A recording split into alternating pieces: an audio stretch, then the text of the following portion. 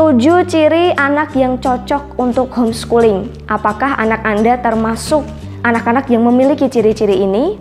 Simak video ini sampai selesai. Tapi sebelum itu, subscribe dulu channel saya Pelatihan Homeschooling supaya Anda terus dapat informasi yang update mengenai homeschooling. Ciri yang pertama adalah anak yang sering mogok sekolah. Jadi, kalau anak Anda itu sering mogok sekolah, kemungkinan besar ada hal-hal yang membuat mereka tidak nyaman berada di sekolah. Coba Anda selidiki hal-hal apa saja yang membuat anak Anda itu tidak nyaman berangkat sekolah sampai akhirnya mereka itu suka mogok sekolah. Pagi-pagi Anda sudah semangat membangunkan anak, tapi tiba-tiba anak Anda males, nggak mau sekolah. Hal-hal seperti itu membuat Anda down kan? Sudah bayar sekolah mahal tapi anak Anda malah enak-enakan mogok sekolah. Coba cari tahu apa penyebab anak Anda mogok sekolah. Siapa tahu setelah dicari tahu solusinya, anak Anda itu memang gak cocok untuk sekolah, cocoknya homeschooling. Ciri yang kedua adalah sering ketinggalan materi pelajaran. Kalau ketinggalan materi pelajaran ini ada beberapa ya penyebabnya. Bisa karena anak Anda itu memang tidak cocok sama gurunya. Jadi anak itu kalau nggak suka sama gurunya, sudah pasti dia nggak akan suka sama pelajarannya. Karena ketika guru menjelaskan pelajaran tersebut, anak Anda tidak akan memberikan perhatian. Anak Anda tidak akan memiliki yang namanya antusiasme belajar. Males gurunya aja kayak gini. Nah akhirnya karena tidak memperhatikan gurunya dengan baik, ketinggalan deh yang namanya materi pelajaran itu tadi. Atau yang kedua, karena anak Anda itu tidak suka sama materi pelajaran tersebut. Misalnya, anak Anda itu punya kelebihan dalam hal bahasa, tapi untuk hal-hal yang berkaitan dengan logika, seperti matematika, hitung-hitungan seperti itu, anak Anda itu minatnya berkurang. Jadilah ketinggalan pelajaran dalam hal hitung-hitungan. Karena di sekolah itu kan kita dituntut untuk menguasai semua materi pelajaran dalam sekali waktu. Kalau ada yang ketinggalan, maka kita dipaksa untuk lari supaya bisa mengikuti anak-anak yang lain. Nah, kalau di homeschooling kan tidak seperti itu. Kalau memang anak-anak kita ketinggalan dalam materi tertentu, ya kita ajari mereka secara perlahan, sesuai dengan kemampuan mereka. Tidak harus didorong, tidak harus dipaksa untuk lari supaya mengikuti standar anak-anak yang lain. Jadi kalau anak Anda mengalami hal ini, solusinya mungkin homeschooling. Ciri yang ketiga adalah anak Anda mungkin sering dicap nakal. Anak-anak yang dicap nakal ini sebenarnya bukan anak yang nakal ya. Saya selama ini belum pernah ketemu sama anak yang nakal.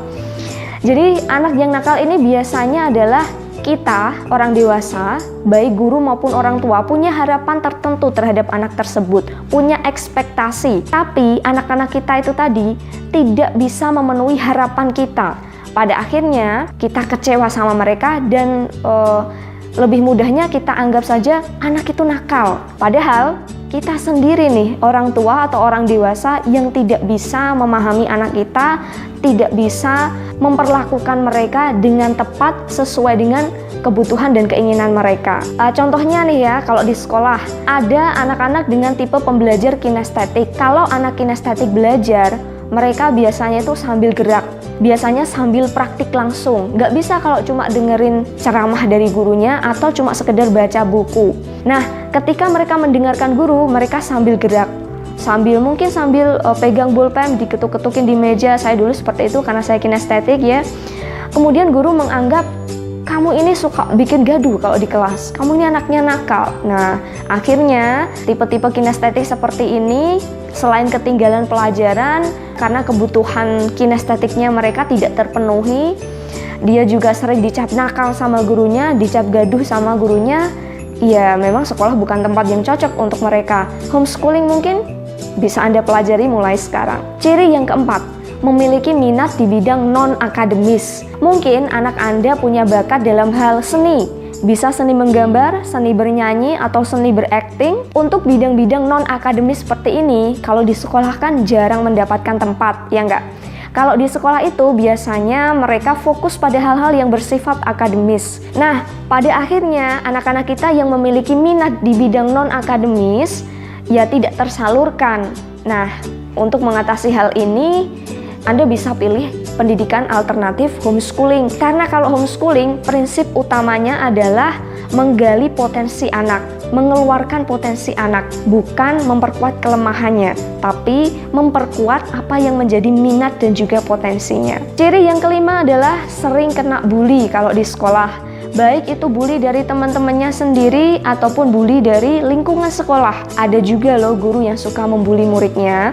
Mungkin guru tidak bermaksud untuk bikin muridnya down ya, tapi kadangkala kalau orang dewasa itu sulit mengontrol emosinya, ya semua kata-kata itu bisa keluar dengan mudahnya, termasuk kata-kata yang bersifat negatif. Bulian seperti ini kadang tidak hanya datang dari guru, tapi juga datang dari teman-teman anak kita. Bulian ini bisa juga berupa fisik, bisa berupa kata-kata kasar. Nah, kalau anak-anak Anda tidak cocok dengan bulian seperti ini, kan kasihan ya.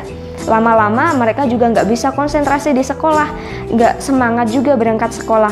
Nah, homeschooling bisa menjadi solusi yang tepat. Ciri yang keenam adalah tidak memiliki motivasi berangkat sekolah, tidak semangat berangkat sekolah. Jadi kalau anak-anak Anda sering tidak memiliki semangat sekolah, pagi-pagi mau berangkat sekolah itu kok atmosfer suasana di rumah itu sudah males, anak Anda mukanya cemberut, mukanya kesal, mukanya lelah, ya coba deh dicari tahu apa penyebabnya kenapa anak Anda itu malas berangkat sekolah, nggak punya semangat, nggak punya motivasi berangkat sekolah. Kalau Anda sudah tahu penyebabnya, bisa lebih mudah nanti untuk dicari solusinya. Mungkin solusinya bisa homeschooling. Lagi-lagi homeschooling ya, promosi terus. Ciri yang ketujuh adalah anak Anda sering sakit-sakitan atau mengalami cacat fisik. Maaf kalau anak Anda mungkin mengalami disabilitas, kalau harus keluar rumah, naik kendaraan, berangkat ke sekolah, mungkin anak Anda akan mudah mengalami kelelahan ya. Dan juga di Indonesia kita tahu sendiri, transportasi umum atau jalanan di sekitar Indonesia, kota-kota besar ini belum ramah untuk disabilitas.